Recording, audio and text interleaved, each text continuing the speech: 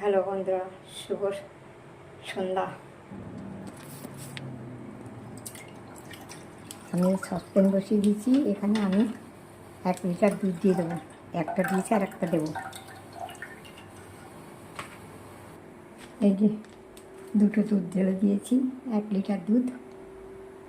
এর মধ্যে একটা তেজপাতা, দুটো ছোটো এলাচ দিয়ে দিয়েছি। এবার এই গোবিন্দভোগ চালটা ধুয়ে ঘি মাখিয়ে রেখেছি, এবার দিয়ে দিচ্ছি।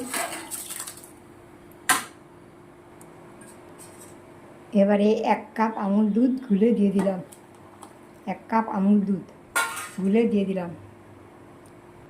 এখানে চিনি আর ঝোলা খেজুর গুড়, নলেন গুড় দিয়ে দিলাম। চিনি আর নলেন গুড়, ঝোলা নলেন গুড় দিয়ে দিলাম। খোয়া ক্ষীর, কাজু, পেস্তা। খোয়া ক্ষীর, কাজু, পেস্তা।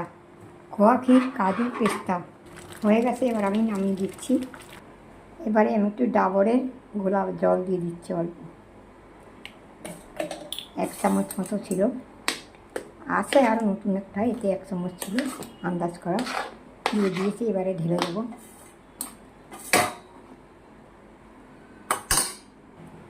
হয়ে গেছে আমার। এটা কি পায়েস ঠিক না, চড়ু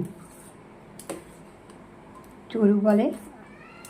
সোনামণিদের জন্য চড়ু বানালাম।